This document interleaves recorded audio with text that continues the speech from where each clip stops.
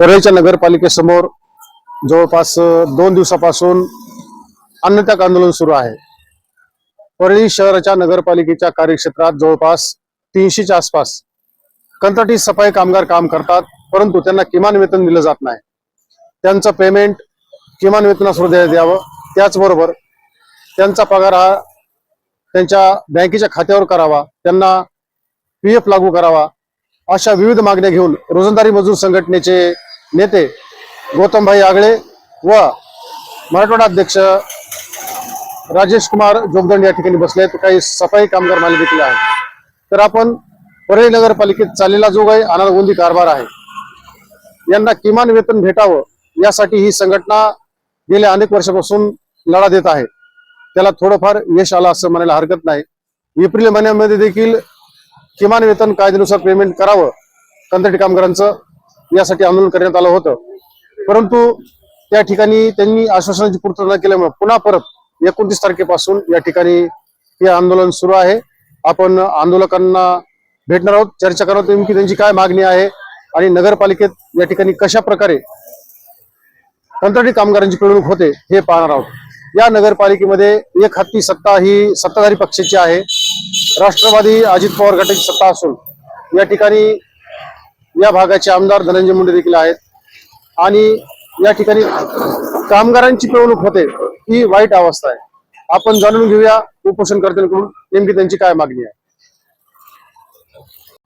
Sir, सर्वप्रथम आपल्या समाज माध्यमाचं आपण दखल घेतल्यामुळं मी संघटनेचा केंद्रीय महासचिव आणि आमचे मराठवाड्याचे अध्यक्ष राजेश कुमार जोगदंड आपले या ठिकाणी हार्दिक अभिनंदन करतो आणि या ठिकाणी आमच्या मनोगताला सुरुवात करतो। संपादक साहेब, आज गेली 14 वर्षापासून मागील 14 वर्षापासून या गोरगरीब कंत्राटी कामगारांना कामगार कायद्याच्या सोयी सुविधा मिळाव्यात, जे डॉक्टर बाबासाहेब आंबेडकरांनी या देशातील गोरगरीब कष्टकरी समाज जो आहे हे पिळवणूक करतील हे त्यावेळेस बाबासाहेबांना कळाल्यामुळे त्यांनी पूर्ण कायदे करून या ठिकाणी केले आहेत, पण त्या कायद्याची अंमलबजावणी होत नाही म्हणून आम्ही संघटनेच्या वतीनं त्या कायद्याची अंमलबजावणी करण्यासाठी रस्त्यावरची लढाई लढतो। आज तुम्हाला माहित आहे, आपण बघितलं असाल 2013ला मी इथे संघटना स्थापन केली आणि 2013ला काही दिवाळी आम्ही साजरी केली होती। त्यावेळेस मग संपूर्ण किमान वेतन आणि त्यांची सोयी सुविधा म्हणून लोडिंग करून एक कंत्राट काढलं होतं।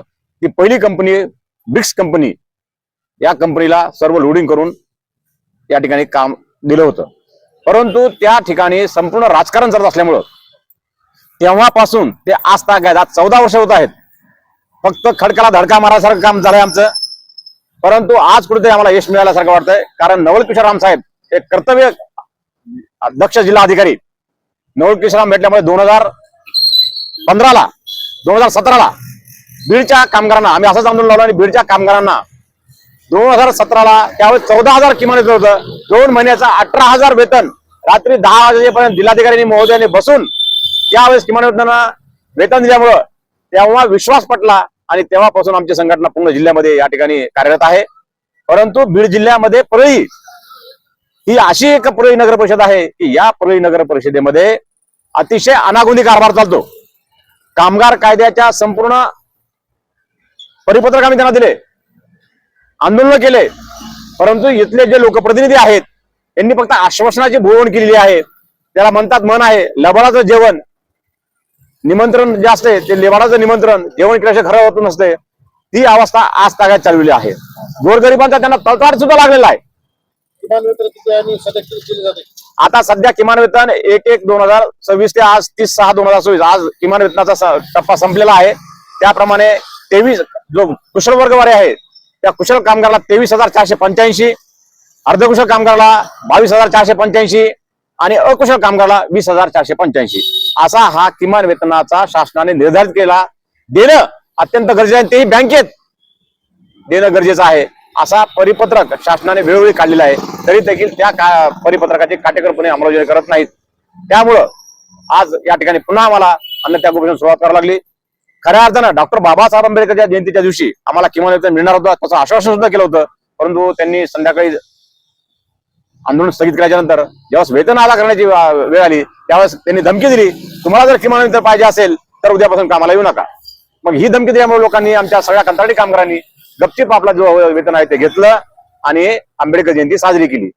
परंतु तो काळ गेल्याच्या नंतर आम्हाला लेखी पत्र दिलं, कर्मचारी भविष्य निर्वाह निधी 1 महिन्यात देण्यात येईल, तो मिळाला नाही आणि किमान वेतन देखील आमच्या कामगारांना दिला नाही.